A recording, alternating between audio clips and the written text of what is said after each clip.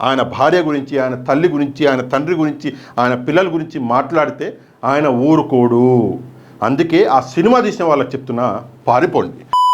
Hello friends, నేను మీరు Ahmed Pasha. Welcome to the media report. ఒక సామెత, నిజం లేసి చెప్పులేసుకునే లోపు అబద్ధం పోయి ఊరంతా తిరిగి వస్తుందని చెప్పేసి ఒక సామెత ఉన్నది. ఈ సామెత అన్నది ఇక్కడ సునీత గారికి పర్ఫెక్ట్గా సెట్ అవుతుంది. నిన్న సునీత గారు ఒక ఇంటర్వ్యూ ఇచ్చింది. నేను ఆ ఇంటర్వ్యూని మిస్ అయినా, చూడలేకపోయినా. కాకపోతే ఆ ఇంటర్వ్యూకి సంబంధించి ఈరోజు ఈనాడు న్యూస్ పేపర్లో ఒక ఆర్టికల్ అన్నది వచ్చింది. ఇక్కడ హెడింగ్ చూసుకుంటే, వివేకం సినిమాలో కంటే క్రూరంగా నాన్నను చంపారు అని చెప్పేసి ఇక్కడ సునీత గారు బాధపడుతున్నారు. ఈ హెడింగ్ కూడా రక్తం కలర్లో మంచిగా ఇచ్చాడు. నిజంగానే స్వర్గీయ వివేకానంద రెడ్డి గారిని చాలా క్రూరాతి క్రూరంగా చంపడం అన్నది జరిగింది. కాకపోతే కింద సునీత గారు మాట్లాడే మాటలు, మరి ఆమె తెలిసి మాట్లాడుతుందా, తెలియక మాట్లాడుతుందా, లేదా కావాలని మాట్లాడుతుందా, ఆ విషయం నాకు అర్థం కావట్లేదు. కానీ ఈ మాటల్లో చంద్రబాబు నాయుడు గారి ప్రమేయం ఉంది అని చెప్పేసి నాకైతే సందేహంగా ఉంది. ఇది నేను చెప్పింది కాదు, ఇది సునీత గారే స్వయంగా ఆమె ఒక వీడియోలో ప్రెస్ కాన్ఫరెన్స్లో మాట్లాడుతూ ఆమె చెప్పిన మాటలు. చంద్రబాబు నాయుడు స్ట్రాటజీ మీకు అర్థం కావట్లేదా అని చెప్పేసి ఆమె చెప్పింది. ఇప్పుడు సునీత గారే ఆ స్ట్రాటజీలో ఒక భాగం అయిపోయింది. ఇక్కడ మనం చూసుకున్నట్లయితే, వివేక హత్య కేసులో సిబిఐ విచారణ కోరుతూ పిటిషన్ వేయడానికి ప్రయత్నిస్తే నన్ను నిలువరించేందుకు చాలా ప్రయత్నించారు. సిబిఐకి వివేకానంద రెడ్డి గారి హత్య కేసులో పిటిషన్ వేయడానికి సునీత గారు వెళ్తే ఆమెని వేయకుండా నిలువరించరు, ఆపిరంట. నేను సునీత గారికి ఒక విషయం నేను చెప్పాలనుకుంటున్నాను. ఏంటంటే, సిబిఐ అన్నది ఏమైనా పోలీస్ స్టేషనా? సిబిఐకి ఎవరు పడితే వాళ్ళు వెళ్ళి కంప్లైంట్ ఇవ్వచ్చా? లేదంటే సిబిఐకి కంప్లైంట్ ఇవ్వాలి, లేదంటే ఆర్డర్ ఇవ్వాలి అంటే స్టేట్ గవర్నమెంటు, సెంట్రల్ గవర్నమెంట్ ఇవ్వాలా? ఈ విషయం ఒక్కసారి క్లారిటీ ఇవ్వండి. ఎందుకంటే నాకు తెలిసి సిబిఐకి ఎవరు పడితే వాడు పోయి కంప్లైంట్ ఇవ్వడానికి లేదు. సిబిఐ అన్నది స్టేటో, సెంట్రల్ గవర్నమెంటో ఏదైనా కంప్లైంట్ ఇస్తే దాని మీద వర్క్ చేసే ఒక ఏజెన్సీ, ఇండిపెండెంట్ ఏజెన్సీ. మరి మీరు వెళ్ళి ఇచ్చిర్రు అంటున్నారు. మరి ఈ కేసు సిబిఐకి ట్రాన్స్ఫర్ అవ్వడంలో జగన్మోహన్ రెడ్డి గారి ప్రమేయం లేదంటారా? జగన్మోహన్ రెడ్డి గారు తలుచుకుంటే సిబిఐకి ఆ కేసు వెళ్లకుండా చేయడం ఇంత పని. కాకపోతే ఆయన కావాలని ఆ కేసు సిబిఐకి వెళ్ళేలా చేసిండు. ఎందుకు అంటే, చనిపోయిన ఆయన బాబాయ్, ప్రాణం కంటే ప్రేమగా చూసుకున్న బాబాయ్. అందుకే సిబిఐకి కేసు వెళ్ళాలి అని చెప్పేసి ఆయన భావించి సిబిఐకి వెళ్ళేటట్టు చేసినోడు జగన్మోహన్ రెడ్డి గారే. ఇదేదో క్రెడిట్ మీరు తీసుకుంటున్నారు కదా, అది తప్పు. నెక్స్ట్ ఇక్కడ చూసుకుంటే, జగన్తో మాట్లాడుతానంటే అపాయింట్మెంట్ ఇవ్వలేదు. అసలు కారణం ఇదే. జగన్మోహన్ రెడ్డి గారు ఒక సీఎం, ఒక ముఖ్యమంత్రి. సరే, చెల్లెలే నో డౌట్. కానీ ఒక బిజీ షెడ్యూల్లో ఉన్న ఒక ముఖ్యమంత్రి ఈమె ఎప్పుడంటే అప్పుడు మాట్లాడుతా అంటే పాపం ఆయన బిజీగా ఉండు, మరి ఏందో అపాయింట్మెంట్ ఇవ్వకుంటే పాపం ఇక్కడ సునీత గారికి కాలినట్టుంది.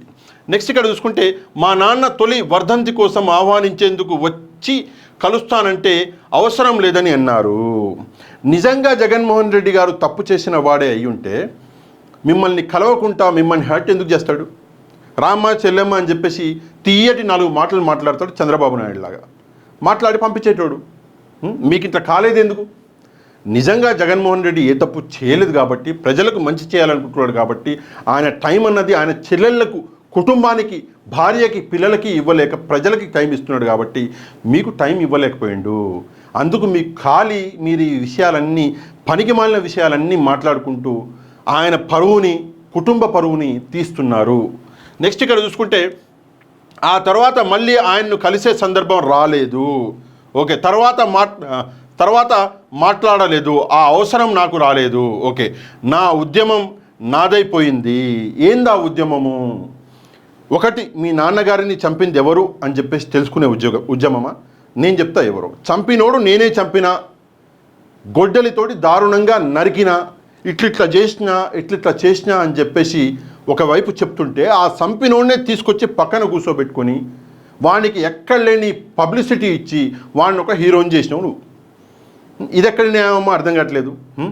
చంపినోడినేమో అక్కడ పబ్లిసిటీ చేసి హీరోని చేసి, ఏ సంబంధం లేని అన్నను పట్టుకుని ఈయన చేసిండు అని చెప్పేసి బదనాం చేయడానికి ప్రయత్నిస్తున్నావు. ఇది రాజకీయ కుట్ర కాదా? ఏదో ఒక సీటు కోసమా ఇది నువ్వు చేసేది? రేపు పొద్దున నీ రాజకీయ భవిష్యత్తు బాగుండాలన్నా ఇది చేసేది? ఇదా పద్ధతి? నెక్స్ట్ ఇక్కడ చూసుకుంటే, ఓకే, నా ఉద్యమం నాదైంది. వివేకం సినిమాను ఎవరో కానీ చాలా ధైర్యంగా తీశారు.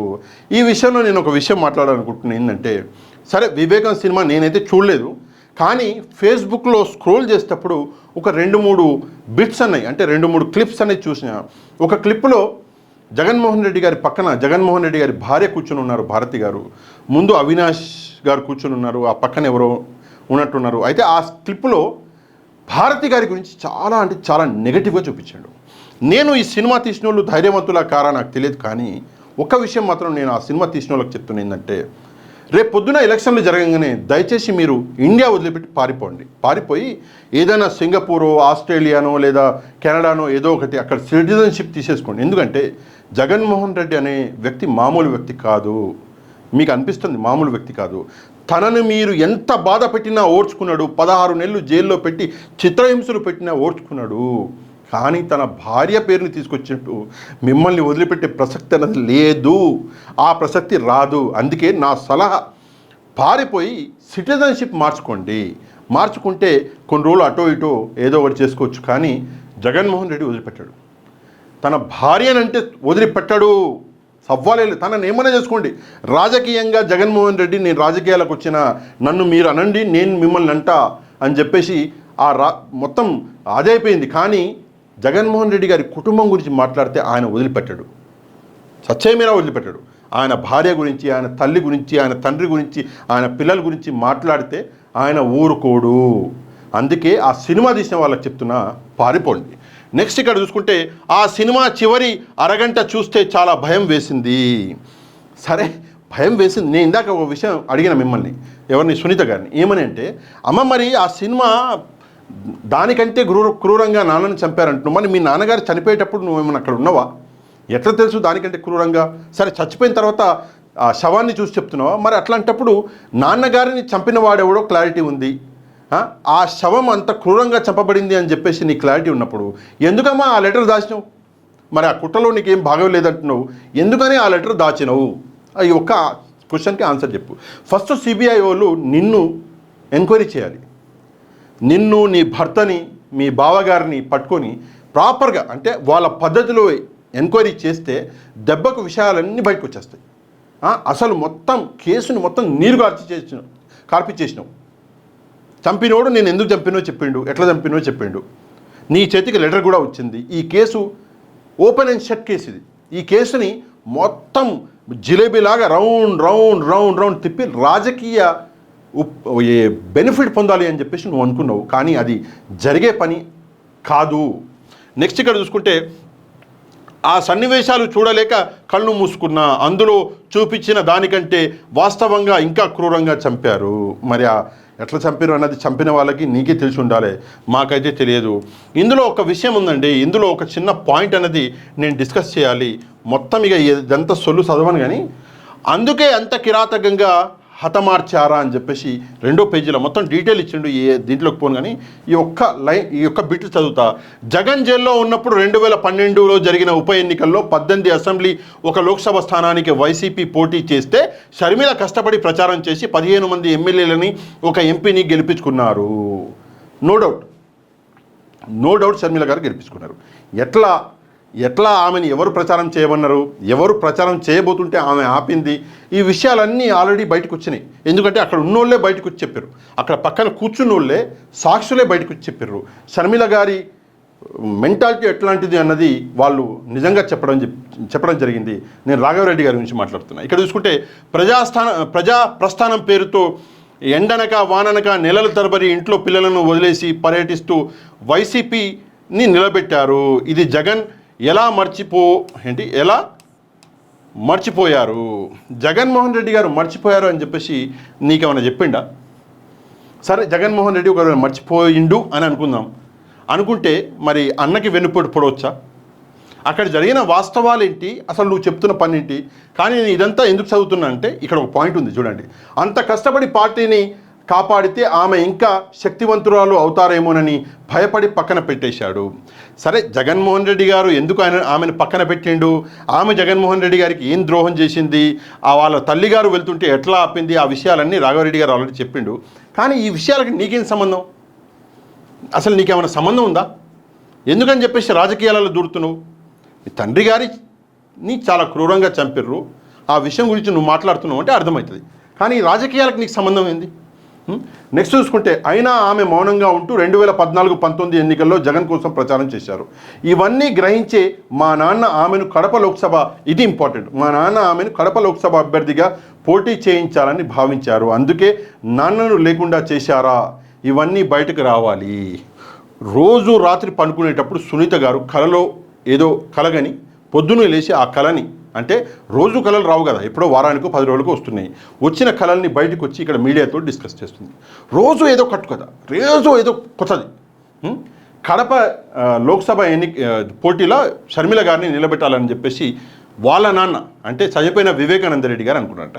ఎందుకు అనుకుంటారమ్మా? నిలబడితే ఆయన నిలబడాలనుకుంటాడు, లేదంటే ఆయన కూతురు నిన్ను నిలబెట్టాలనుకుంటాడు. షర్మిలను తీసుకొచ్చి ఎందుకు నిలబెట్టాలనుకుంటాడు ఆయన? నాకు అసలు అర్థం, నీ లాజిక్లే దేవుడికి అర్థం కావట్లేవు. ఇక నువ్వు డాక్టర్ అంట, మళ్ళా అట్టెట్ట డాక్టర్ అయినవు తల్లి దేవుడా. సరే, అందుకే ఆయన చంపేశారు. షర్మిలను నిలబెడతా అంటే ఈయన చంపేశారంట. ఒకసారేమో ఒకటంటావు, ఇంకోసారేమో ఇంకోటి అంటావు, ఇంకోసారేమో లేదు చంద్రబాబు నాయుడు స్ట్రాటజీలు మీకు అర్థం కావట్లేవా అంటావు. మళ్ళీ వచ్చేసి చంద్రబాబు నాయుడు మన పవన్ కళ్యాణ్ ఇంకెవరో నన్ను ఆదుకున్నారు అంటావు.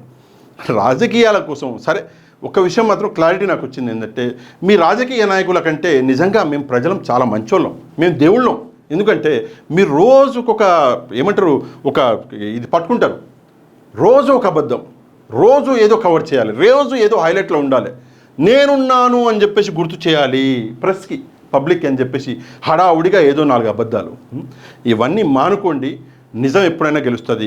కడప గురించి మీరు మాట్లాడారు కాబట్టి ఒక విషయం చెప్తాను నేను. కడపలో జగన్మోహన్ రెడ్డిని ఓడించే తోడు ఇంకా పుట్టలే, ఎవడైనా సరే ఇంకా పుట్టాలి 100 ఏళ్ల తర్వాత.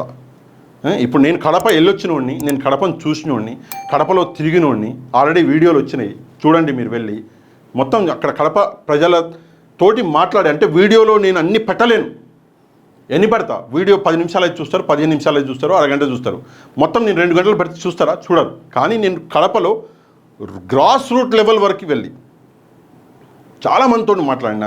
కడపలో జగన్మోహన్ రెడ్డిని ఓడించడం చాలా దూరం, కానీ ఫస్ట్ అక్కడ నిలబడి చూపించండి, అది తర్వాత విషయము. ఈ వీడియోని తప్పకుండా షేర్ చేయండి, మీకు తెలిసిన వాళ్ళు, తెలిసిన గ్రూప్స్ అందరికీ షేర్ చేయండి, లైక్ చేయండి, తప్పకుండా ఈ విషయం మీద కమెంట్ చేయండి. నెక్స్ట్ వీడియోలో మళ్ళీ కలుద్దాం. అంతవరకు థ్యాంక్ యూ వెరీ మచ్. జై హింద్.